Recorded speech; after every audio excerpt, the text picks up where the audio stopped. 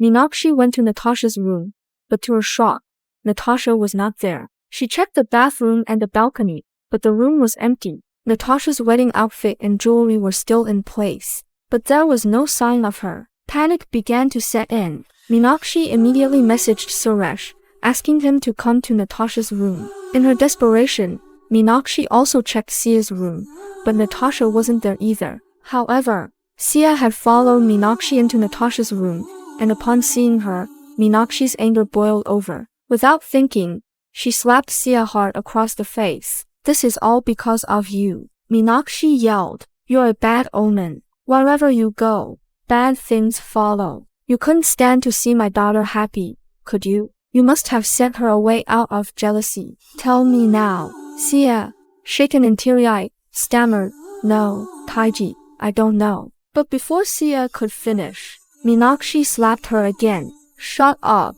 I know this is your doing." Just then, Suresh entered the room, demanding, "What's going on here?" Meenakshi explained the situation to him, and he, too, grew furious. His eyes scanned the room and fell upon a folded piece of paper among Natasha's jewelry. He picked it up and began reading aloud. "Dear Mom and Dad, I'm sorry, but I can't go through with this wedding. Today, I received the opportunity of a lifetime. My design was selected for an international project. If I marry now, I'll lose this chance forever. I know this will hurt you, but I have to choose myself this time. Please try to understand. Love, Natasha." Suresh cut her off sharply. "Enough, Meenakshi. We don't have time to blame anyone. If the Rathores find out our daughter ran away, you can't imagine the consequences. Their reputation is everything, and this insult could provoke them to destroy us." After a tense pause, Suresh looked at Sia and said firmly,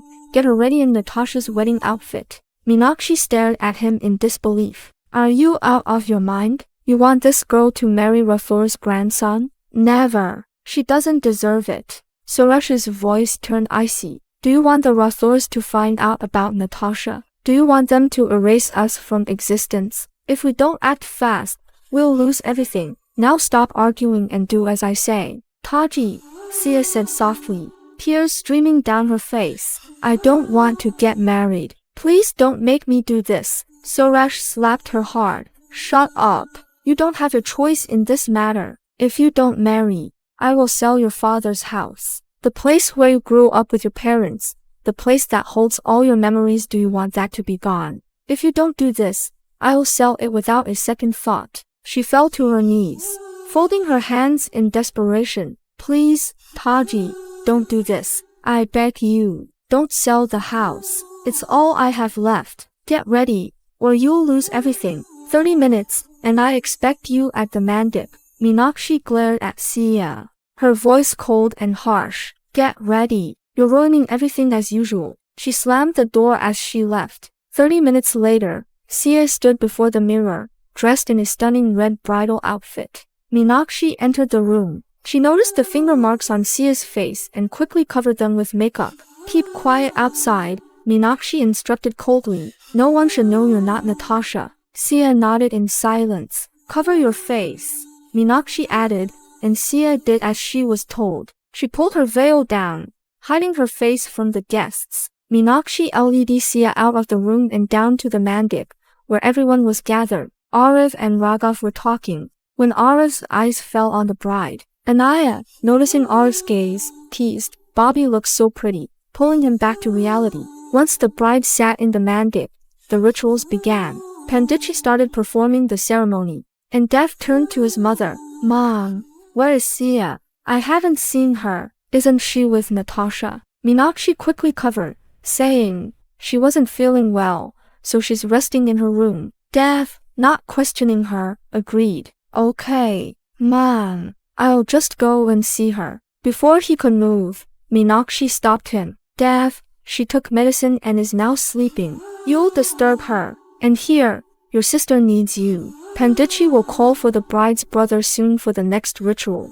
Dev nodded, sitting back down. The ceremony continued. Arav and Sia completed the 7 feras. Arav put sindoor in Sia's hairline and tied the Mangalsutra around her neck. Panditji announced, "You are now husband and wife. Take blessings from the elders." Siya and Arif stood together, receiving blessings from the elders of both families. When they approached Dev, Sia's brother immediately recognized her, even though she was covered in her bridal veil. Siya! Dev's voice rang out, and everyone turned to see who he was referring to. Dev reached forward and gently lifted Sia's veil. The moment her face was revealed, a wave of shock swept through the room. Everyone stood frozen, staring at her in disbelief. Arif felt a rush of anger when he heard Dev say her name. The Rajputs, sensing the tension, quietly ushered everyone to the back of the Haveli. Raghav took charge of managing the guests. 30 minutes.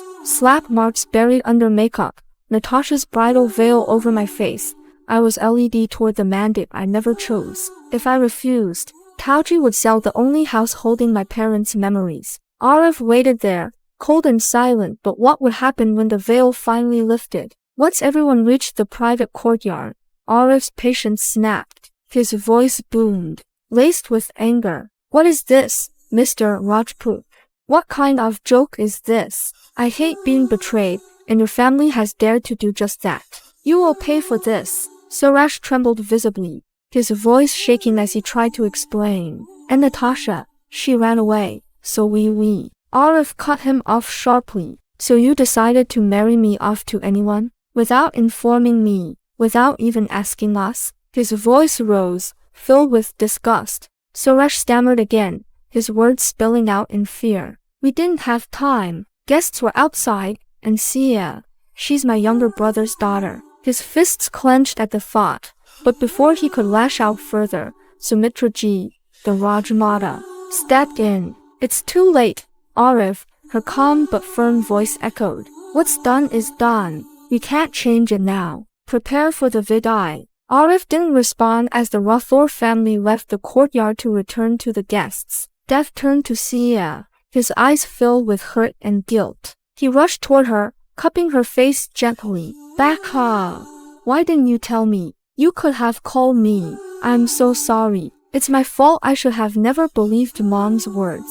Siya couldn't hold back her tears anymore. She threw her arms around him, sobbing quietly into his chest. Dev kissed her forehead softly, his voice heavy with regret. I'm sorry, Siya. I wasn't there for you when you needed me the most. But I promise, from now on, I'll always be there for you. If the Rathore family ever mistreats you, you tell